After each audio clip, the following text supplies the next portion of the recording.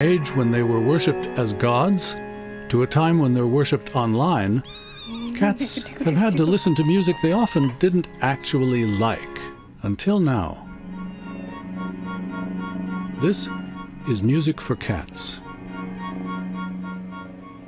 That's David Teie that you hear speaking. He's a cello player with the National Symphony Orchestra who believes that animals can hear music differently than their owners. He recently used a crowdfunding campaign to raise over $200,000, and it's all in support of Music for Cats. It's an album that contains tracks specifically designed to fulfill felines. And David joins us now this morning from Washington. Good to have you with us this morning. Tell us about it. Why did you think, hey, you know what? Cats need their own music. Well, it actually started with I was writing music for humans and trying to figure out what it was about music that would appeal to humans. So I took music apart, you might say, and asked the question of each element, why would that appeal to humans? And so after a few years came up with a theory of why music affects us, and one of the tests of that would be, if I'm right, I should be able to write music for another species. And so I first started with tamarin monkeys, and that turned out to be successful, and so after that, it seemed like cats were the next thing.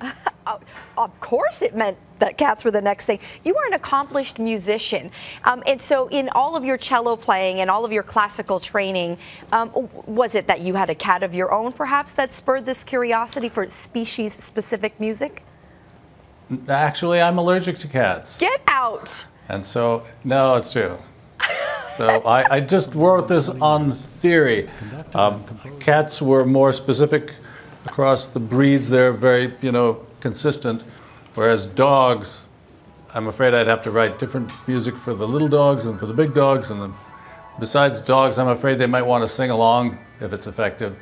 And so cats seemed like the choice to go with if I wanted to have one music fit all.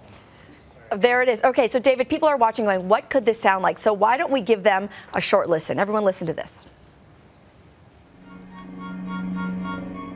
For the first time, the world can hear music composed for animals that's verified by science. You're listening to it right now.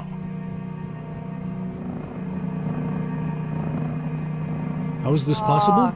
He's purring, David. Clearly, those felines are really enjoying it. Okay, so let's talk about this. You alluded to it. Dogs, could that be the next frontier, David?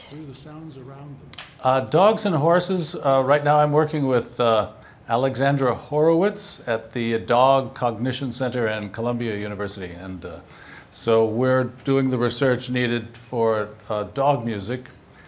And horses, I think I'm doing my own research with my wife and daughter have horses, and so it's kind of a race to see who wins the information race. It's really just absolutely fascinating. David, I've got 35 horses on our farm. If you need any subjects, give me a call. Wow, I'll do that. Hey, we got a deal. Great to speak with you as well. Fascinating project. Thanks for talking to us this morning. Thank you, Melissa. Nice to be here.